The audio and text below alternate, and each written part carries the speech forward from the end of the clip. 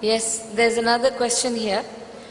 This is related to the hadith of Ali radiallahu anhu in the battlefield.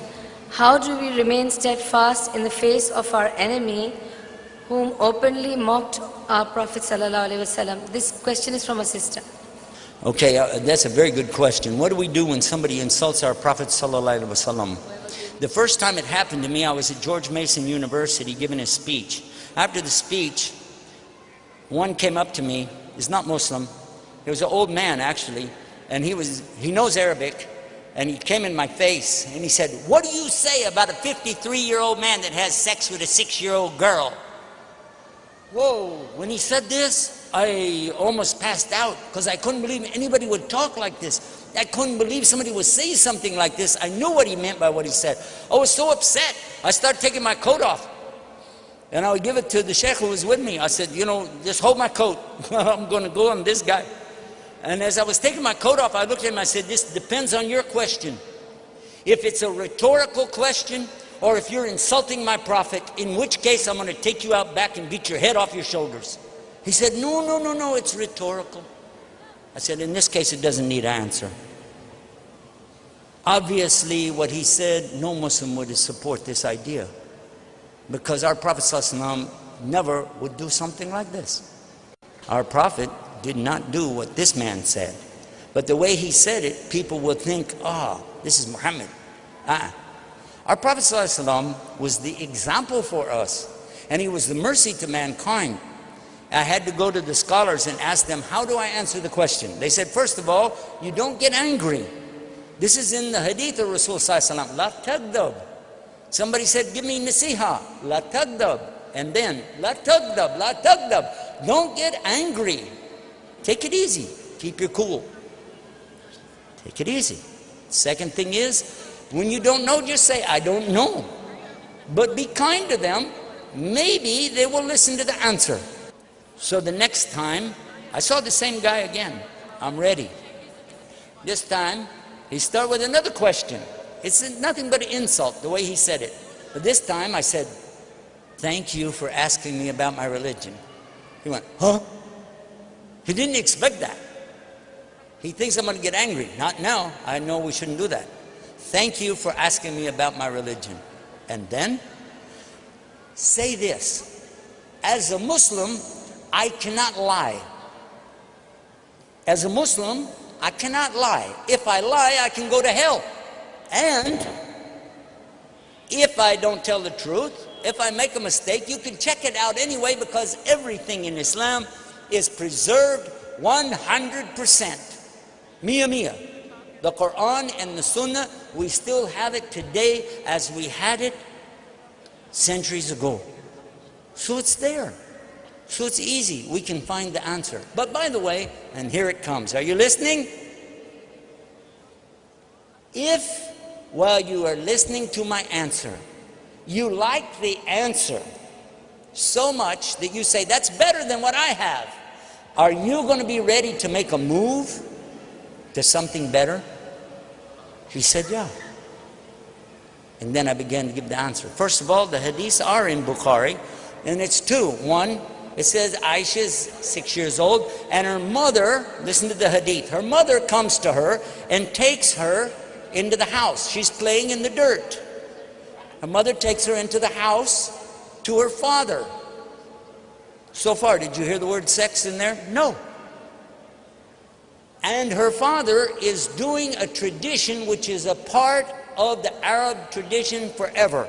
He's offering his daughter in marriage to his best friend, someone who is a leader, someone who is very important to him, and he's saying, I want you to marry my daughter. But then what? She's back outside playing in the dirt. Yes or no? Yeah. Where did you hear sex in there? I think you've been standing in the checkout line of the grocery store too long looking at the tabloids with that word sex on it. Oh, that's all you're thinking about. This is not our Prophet ﷺ. The other hadith, she's older. The mother's taken to the father's offering her in marriage. And look what it said in the Quran in chapter 4, verse 19. Very clear, it tells, O you who believe, you cannot inherit women against their will. In order for a woman to get married, she has to be old enough to know what's going on and understand it, and old enough to have children. Yeah, otherwise she can't get married. It's not a legal marriage in Islam. Yes or no? So what do you think? It gives us the example that even though she was betrothed at an early age, they didn't get married until she was old enough. The man standing there going, I didn't know that. I didn't know that. I didn't know that. It happened again when I was in Chennai. The same subject come up, and I told another one the same way. He said, really? I said, yes, but I'm going to ask you a question. Everything we know about their marriage is coming to us from her. Read what she said and think, out of 2,200 sayings or hadith from her, roughly 2,200, she is saying only what? The best things about her husband, Muhammad sallallahu alaihi wasallam. Yes or no? And all that she said again and again, she's praising him, loving him, caring about him. She talks about when she was young, she used to race with him and she used to beat him. She said, I got older, I got heavy, and then he used to beat me in the races. She used to tease him. She played tricks on him. We know from the Quran some tricks that she played. Whoa, watch out. But still, he was a very caring and loving husband to her. So much so when he died, sallallahu alaihi wasallam, he wanted her to be there. He died right there in that house with his head in her lap. And what was the last thing she did? She used a toothstick and she cleaned it for him and opened it up and put it in his mouth because she knew how much he liked it. And in this way and in this condition, he passed away.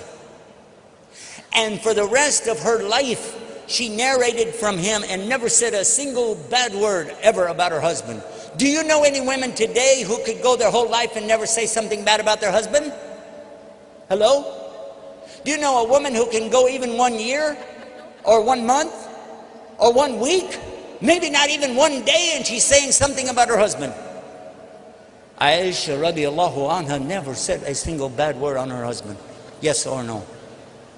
And she never even considered to look at another man for the rest of her life.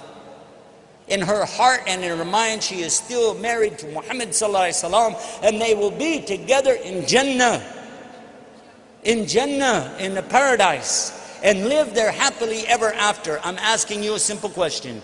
Is this the best love story you ever heard? Or do you like the story of Shakespeare's Romeo and Juliet on Valentine's Day, talking about, oh, what a love story, Romeo and Juliet. 2 young lovers, one a preteen, maybe 12, and one 14, something like this, very young, from 2 separate tribes that did not like each other. They hated each other, they were fighting.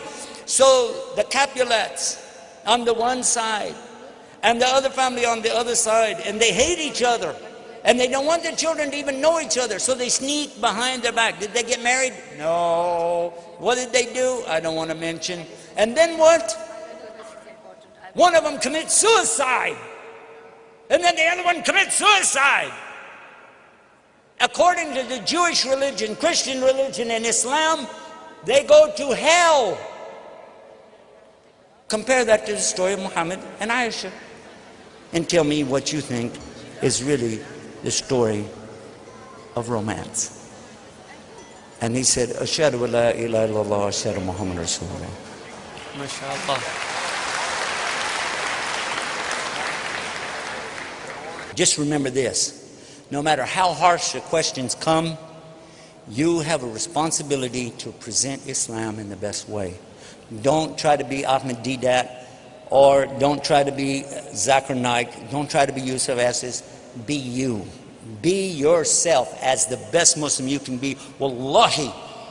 And I don't like to say wallahi because I'm not Arab anyway, but when I say this, I really mean I wish all of us would just use what Allah gave us and be the best Muslim you can be. This would destroy shaitan on this planet. He wouldn't have a chance. May Allah guide us. Ameen.